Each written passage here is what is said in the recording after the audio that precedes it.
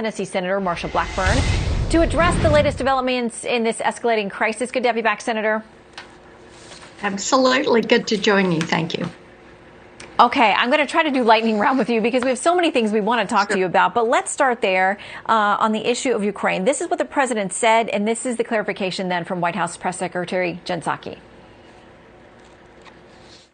It's one thing if it's a minor incursion and then we end up having a fight about what to do and not do. If there is any movement of military troops across the border into Ukraine, if they go into Ukraine and invade, that is an invasion. There will be severe economic consequences. Okay, so Secretary Blinken is overseas, set to meet with Sergei Lavrov, the Russian foreign minister. How do you think that conversation goes? Do you think we've cleared the air? I don't think we have cleared the air, Shannon. They have added to the confusion because the president cannot make up his mind. And I thought it was very interesting that the Wall Street Journal editorial board today had something in about how the West is losing Ukraine. And of course, Zelensky is doing all he can to protect himself.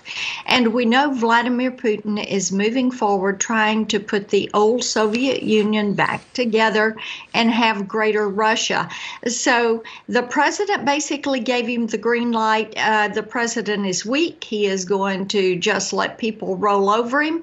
Our allies do not know they can count on us, and our adversaries are very fearful. Okay, to election bills and the filibuster. This is what the vice president said about what went down with those Senate votes.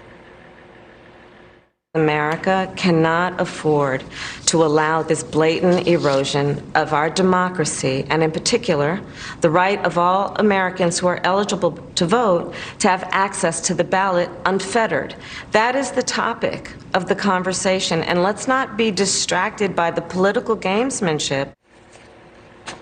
So Democrats from the president on down have said that you all blocked the ability for people to have the reassurance they will be able to vote without a problem. Not at all. What we blocked was the federalizing of election, taking away from the states their constitutional duty. What the Democrats are trying to do is blow up the filibuster, blow up the Senate and the rules so that they can pass this socialist agenda, so they can pack the courts, do the Green New Deal. And this week, their focus was on election reform. And Shannon, it's important to note that Democrats wanted to say the elections in 2020 were the most secure ever, with the most people voting and participating. And now what are they doing? They're saying, oh, the midterms are not going to be secure unless we pass this bill, give the federal government control and take it away from your local county and from your state. Okay, I want to try to get to two more things. I want to ask you about the University of Tennessee, a critical race center there. They say they were committed to diversity on our campuses, including diversity of people and ideas, to prepare the next generation to find solutions to real-world issues. They say they're not going to require any students or faculty to adopt any specific ideology to graduate or receive tenure, but they say they are adding some things that they hope will promote conversation about diversity and race issues. What we know is with CRT, you're either the oppressor or the victim. And this has no place in our education system. Our taxpayer dollars ought not to be used for this. In Tennessee, we believe in equality, in civility. And I know that our state legislature has stepped up this week to address some of these issues with the University of Tennessee. All right, I want to play an interaction the president had with our own reporter, Jackie Heinrich, today. We'll play that out. Why are you waiting on Putin to make the first move, sir?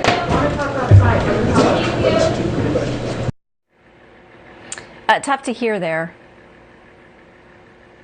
It is tough to hear there, but on the screen, what he said was he mouthed, "What a stupid question," about what she had asked him about Putin and Russia. I saw you tweeting about that tonight, so I thought I'd ask you about it. Well, and he owes her an apology. The President of the United States should not say that. And by the way, you know, there are not stupid questions. She had a valid question. She wanted an answer.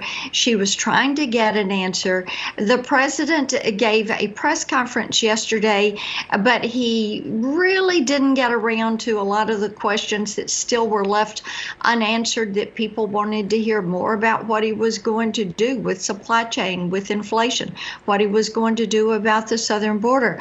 And what he needs to realize is that people are very fearful right now when they see what is happening with Ukraine, with Russia, with China, with Iran, with North Korea. They're very worried about inflation. They're worried about what is happening with lockdowns and mandates and COVID. And there is just a lack of sympathy or understanding or appreciation of what the American people are going through from the President of the United States.